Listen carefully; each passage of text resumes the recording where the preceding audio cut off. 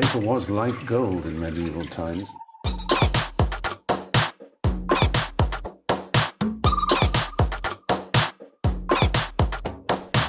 Oh, not tobacco, sugar.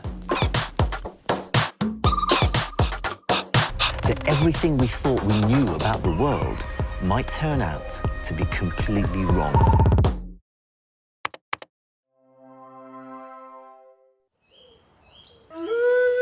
This is the Valley, a vanished world from a forgotten time. Here on the Welsh borders, a farm is being run by 5 hand-picked experts, as it would have been nearly 400 years ago. Using only resources available in the year 1620, they are labouring for a full calendar year, turning the clock back to rediscover a way of life from an age gone by.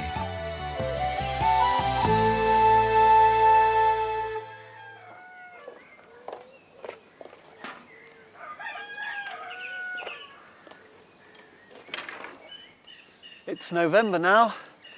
Winter's almost upon us. It's our 3rd month working on the farm. And we've got most of the fruit in, leaves are gone from the orchards, but we've still got a couple of big jobs that we've got to get out of the way urgently. We've got to get the pig slaughtered, so we've got it salted, smoked and away. And even more urgent than that, in some ways, we've got to get the cowshed finished. So I need these rods for wattling the front wall up. And we've also got to get that thatch on, otherwise it's going to leak like a sieve. The leaves may have fallen, but the autumn sun is still shining. Perfect conditions for getting the cowshed finished. Today's main challenge falls to Alex and Fons, making a 17th century style wattle and daub wall. What we're doing is we're creating a lattice work of rods into which we're then going to pack the daub. And we're going to do it from both sides as well. So what happens is you'll have the main rods coming down here, which we're going to obviously fasten in with these holes that Fonzie's making with the auger. We've excavated quite a few examples of wattle and daub walls that have either been burnt or collapsed, but obviously never built anything like it. So I'm just going to strip this down. If I just take it off about here. Yeah. But that's quite a thin one, and what I'll probably use these thin ones for, just putting in at the end here. I'm surprised at how easy augering is. I mean, you have to apply a little bit of pressure to initially get the screw bit on the end to bite, but once it's taken, it just pulls itself down. Should we try and stick one of these in? Yeah. Top first. So just good to find out what the best technique is before we start. I'm trying to bend it rather than... What, are you going to drag it along, yeah? Yeah. That's excellent. Yeah, that's fairly sturdy, I think. I'm happy with that. That's pretty good, isn't it? Yeah. OK, well, should we go for another one? Why not? Don't be hasty. No, not too hasty. While Alex and Fons are busy outside, Ruth and Chloe are preparing for the big day ahead. It's a moment they've been building up to all autumn, slaughtering one of their specially bred period pigs. Right, Chloe, let's move this barrel into the floor. Oh, he's pretty dirty. I think we give him a swill out first. Oh, yes, look at that. November was the usual seasonal time for killing pigs. Farmers avoided having to feed them over winter. The valley porkers have fattened up nicely, so local butcher Neil James has come along to act as slaughterman. So I've got a nice big bowl of blood? Yes, yeah. Oh, good. Oh, you haven't spilt much. Good. Excellent. I think he's finished bleeding now. And there was a local pig man that used to go to the small holdings and people's property to kill their stock. Obviously, he would know what to do, not to put the animal in too much stress or whatever, so it's done humanely as such. Yeah, and doing them where they're living anyway. They're much, much calmer and just nowhere near as frightened, are they? Well, they're in their own sort of habitat, so they don't get frightened, carted around in vehicles or anything like that. Exactly. Fresh blood from a newly killed animal is really useful. I'm not going to throw it away. I'm going to make blood or black puddings out of it. It's the main ingredient. I've already got some oats that I've cooked through, and they're ready to put the blood onto it. They'll steep, and then later on, when I've cleaned his intestines out, we'll use those as the skins to put the blood sausage in. So, black puddings. I'll take this. I'll give the chaps a shout for you. Hang on. Alex, Stuart, can you come and give a hand moving this pig, please? Back in Stuart times, it wasn't simply a case of sending your pig to the abattoir and getting back pork chops wrapped in cling film. Pig killing and processing was a major job, with everyone on the farm having to lend a hand. Indoors, the pressure is on to get the brewing vats ready for the pig's organs. I'm going to use a little bit of salt in it as well, just to be on the safe side, to make sure that we're not going to put anything into any bacteria or anything into the meats. But you do need to scrub it well to make sure you've got every little bit in all the cracks in the wood. Right, we could do to swill this one out now. 3, 2. Oh, they're heavy, aren't they?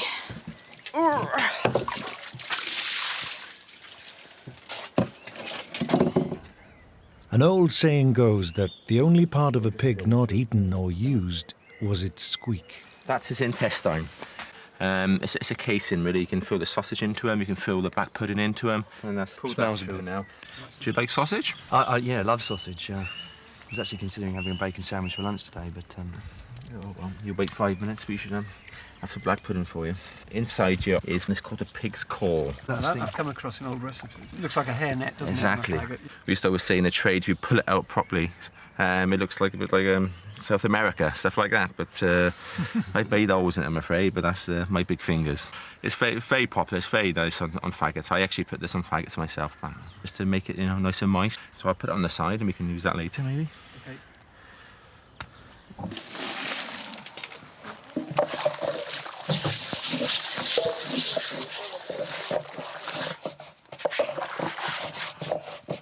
Gonna take his other sweetbread out.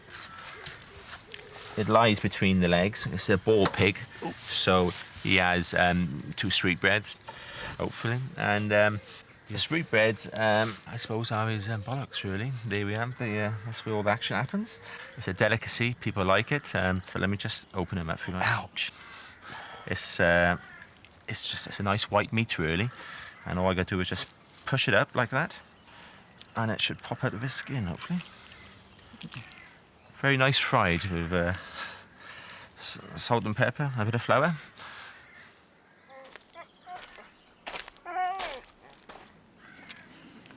With the first stage of butchery over, it's time for Alex and Fons to start threading rods.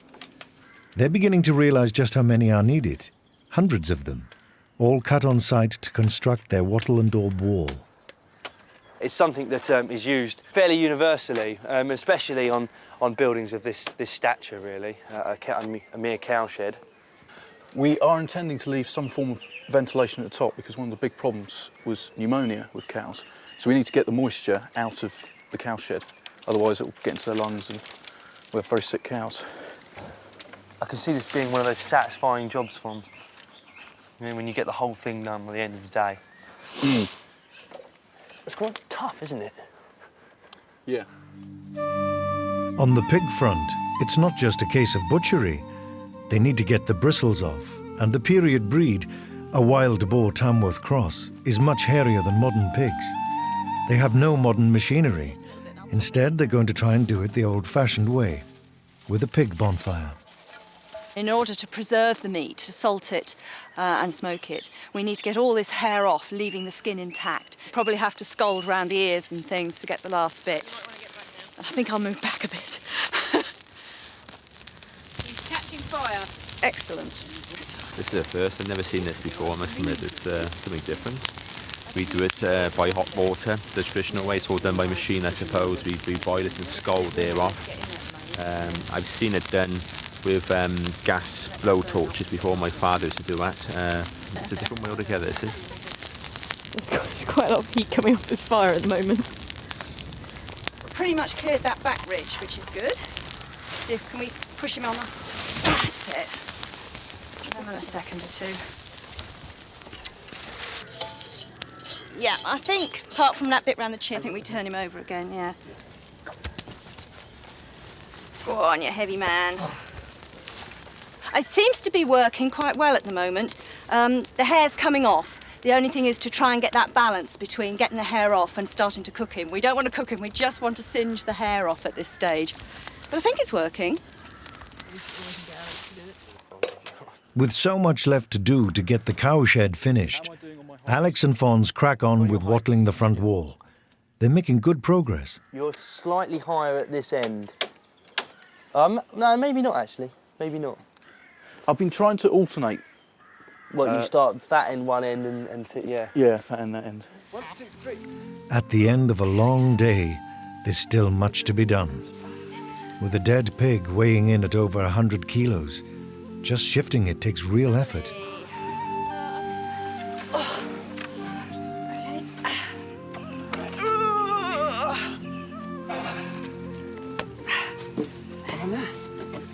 Ready? Everybody over. The hair is off. I've just got to get on the table now. He's not helping, is he? OK, ready? 2, 3. Oh, I'm in the way. All right. 2, 3. Oh, That's it, on you. well done. Get out that bucket. Yes!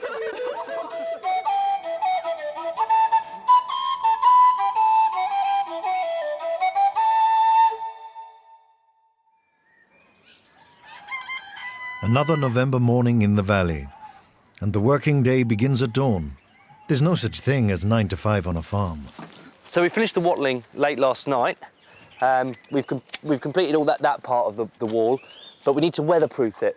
And to do so, what we're going to use is a daub, which we're making out of dung here, manure, clay, which we brought up from Triangle Field, and some chaff as well, some wheat.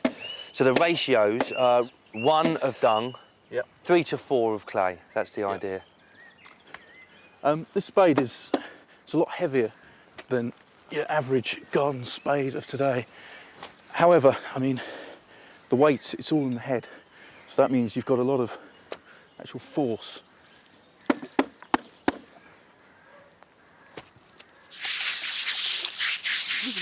To preserve the pork, the skin needs to be clean for salting. So all of the soot from the fire has to be scrubbed off. Well, he's never going to be as white as if we'd scalded him like they do modern pigs, but then he's not the same breed as modern pigs. No, he's a darker animal to begin with.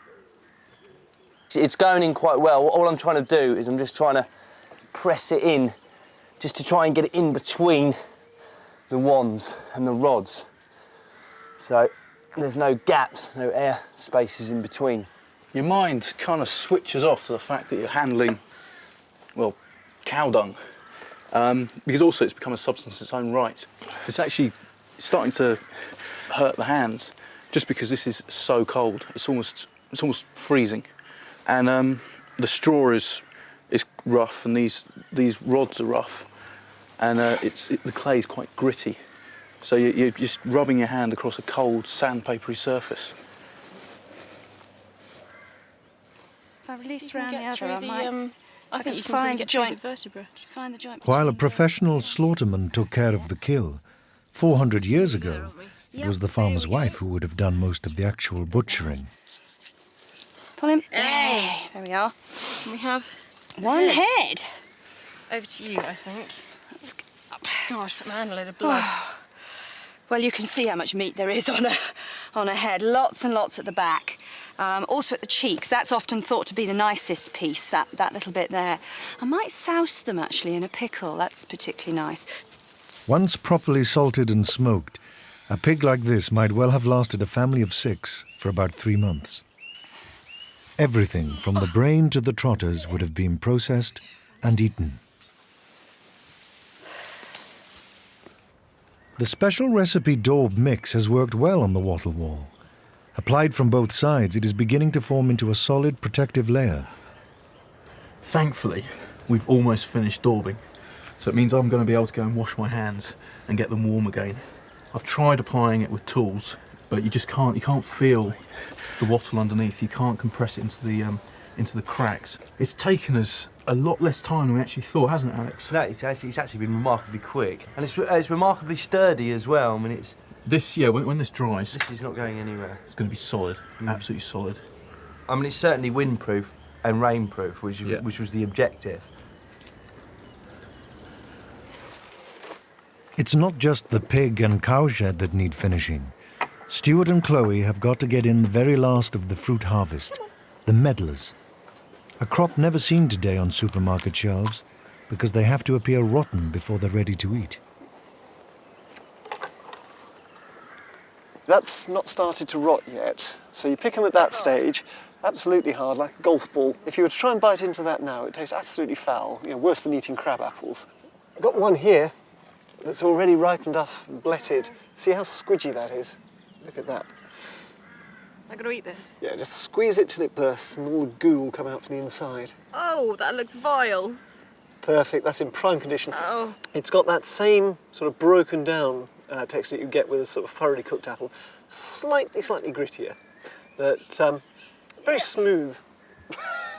That one wasn't ripe. They're much better rotten. That's why Shakespeare refers to things being as rotten as a medlar. It's properly matured and rotted.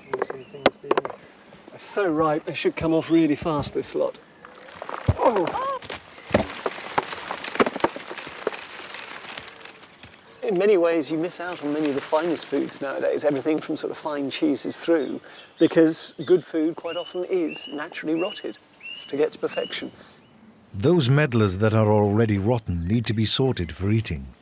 The rest have to be stored indoors for several weeks, left in a dark corner to fester into maturity. Alex and Fonz's wattle and daub wall is now down to the very finishing touches. It has taken 3 days of work.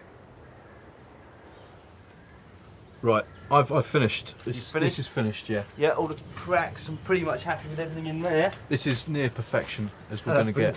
That's excellent. A genuine 17th century wall, all made from materials on the farm. So we've got the hazel, the cow shit and all the clay. And of course the chaff, the straw. It's done. It is. You happy? I'm happy, yeah. I'm going to be happy when I get the shit off my hands. Yeah, come on, let's go and wash our hands.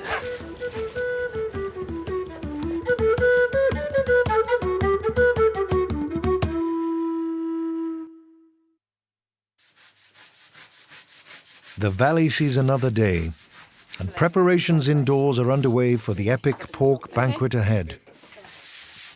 We're salt scrubbing at the moment. A little bit of salt on the table, scrub it fairly dry, and then rinse it off and sluice it all away.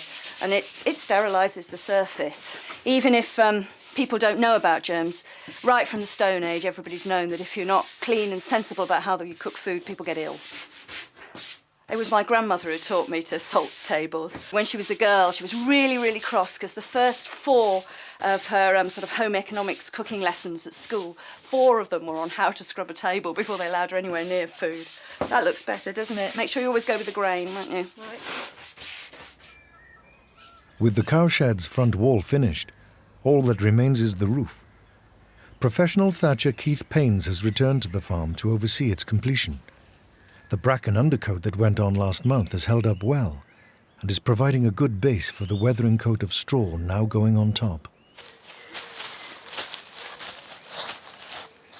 Thanks, Alice. Right. This is very dirty and messy because basically it's unprocessed. It is really the stubble left at the end of harvest because the most important thing was the grain, the top end of the material. It's full of rubbish, it's full of all flare, leaf and flag. There's even a few ears in it, and because it's not been thrashed, there's all grain and everything in there. To clean the surface, it's this very crude comb which is made up of a piece of hazel split in the middle, some forged nails and then tied together. And it literally just pulls the leaf and the flag and any rubbish out of the coat surface. And not only that, it's also combing the material all in the same direction, so you actually get a better water flow off of the thatch.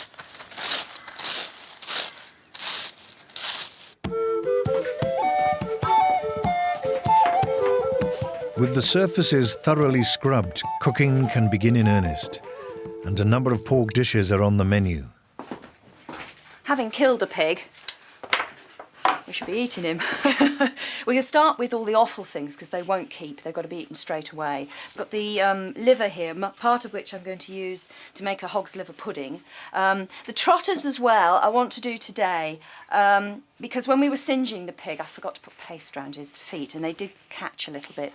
The scraps of the meat I shall make up into sausages and put them inside the intestines. And I've cleaned some of them out, not all yet, but there we are, lovely, lovely, lovely intestines, all washed out. A team of professional thatchers would normally take 2 weeks to finish a cowshed like the one here in the valley. So far, it's taken our team of specialists 6 weeks under Keith's tuition. 400 years ago, some farmers' wives might well have had access to cookery books. Handwritten texts survive, as well as more widely published works. The recipe we're following today for this hog's liver pudding is in this lovely little book here. It's, well, it was written anonymously, published in 1589 in London. There we are. To make white puddings of the hog's liver, you must parboil the liver and beat it in a mortar, and then strain it with cream and put thereto 5 yolks of eggs and the white of 2 eggs, and grate a halfpenny loaf of light bread, and put it thereto with small raisins and dates, cloves, mace, sugar, saffron, and the suet of beef. Well, Saffron a bit expensive. well, all that last little lot is pretty expensive. For a farmhouse, you know, you might have a little bit once or twice a year, but not for an everyday thing. So I'm not going to use those expensive imported ingredients. I'm going to replace them with just herbs out of the garden.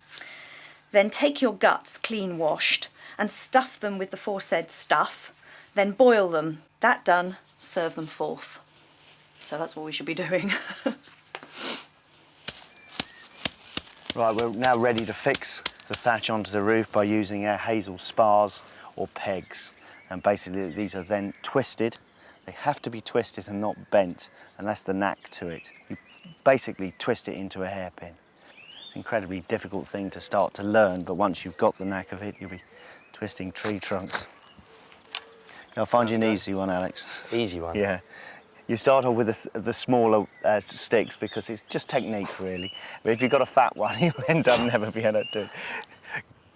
Try another little technique of doing it. Some people is double thumbs on the back of the bark, yeah, and then pushing hands away from each other. Right.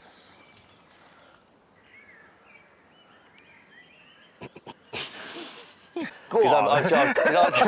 I've tried quite a few of these, and I keep breaking them. And I'm worried that I'm just going to end up breaking them all. But so how many have I got to do, Keith? You'll be looking at about 3,000 by the time we finish this room. 3,000? Yeah, about 3,000. Put the rest of that on. Squeegee. Once the liver is chopped and herbs added, they need to be wrapped in a cloth to be parboiled. Just want to tie it. Just buck the fire. The liver is then left to bubble in a cauldron while the herbs infuse. Don't bend. No, twisting. This is really hard work. I can't, I mean, it's just not budging. 3,000.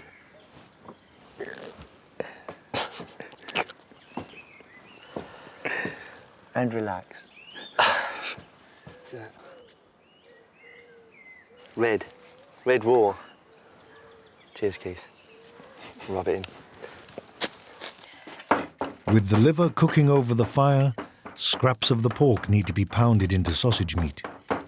It says in the recipe to bray it in a mortar, which just means beat the living daylights out of it until you've got this sort of consistency. I'm going to take the skins now. How does this work? Well, basically, you open it up and you stuff it in. That's it. Just keep going. You can be really quite forceful with it. I mean, it's, you know, it is intestine. It's used to having things stuffed down it, if you see what I mean.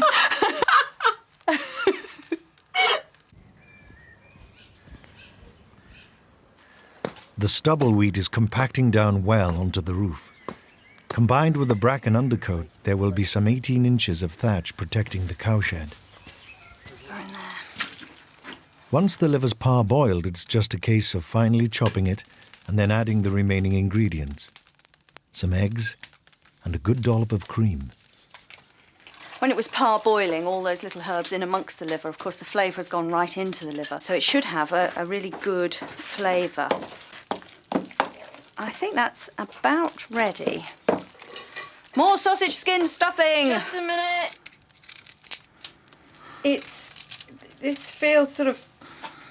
It's in hard pieces, and it's kind of squidgy and slimy and pretty disgusting. It's really starting to look like one long piece of pig poo now. Grief, girl. Pig's intestine. Oh, yeah, with all brown really goo. Lovely. Do you think anybody's actually going to eat this? I am. Finish with it. So we're just putting the finishing touches on now. This is literally the last rod that's got to go on. These are the external fixing for the stubble thatch. There's several of them running across now, about every 8 inches. So we've got 2 spars to put in now.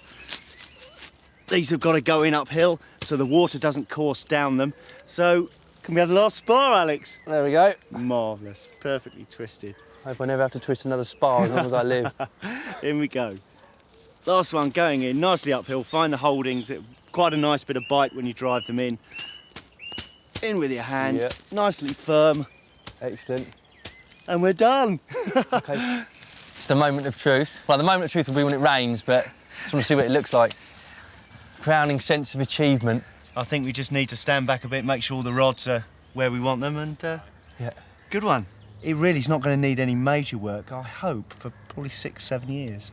It's certainly many centuries since people actually processed cereal crops with the stubble left in the field, so they cut for thatching. But to actually work with it, it's been quite amazing. I've surprised myself with it, how much of my modern skill really is still associated with 300, 400, 500 years ago.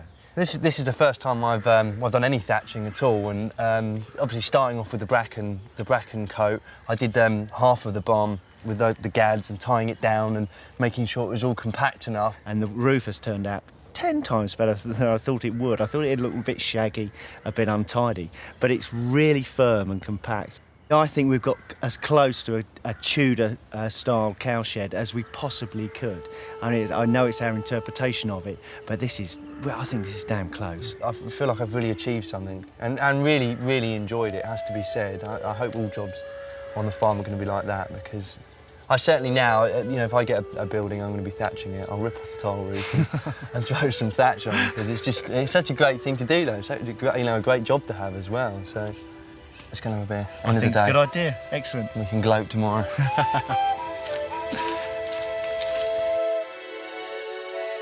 Sizzling over a hot fire, dinner and the hog's liver puddings are almost ready. It's been a long and complex task, killing and butchering Arthur the pig, but it's been one that has brought the whole team together. Right, who's having trotters? Oh, most certainly.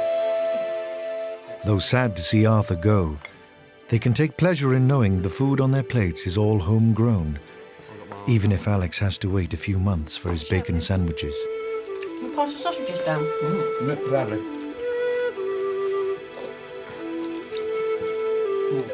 They're good, aren't they? It's apple, onion and sage and pork. Who's tried the hog's liver? All right, let's give it a go. Shame those sausages are done, that was good. It's not your thing. No. What's that? The liver. Bit of salt, bit of cream, much better. The Valley team are now a quarter of the way through their year on the farm. So far, most of their projects have worked well. But how will they fare when the midwinter cold really starts to bite?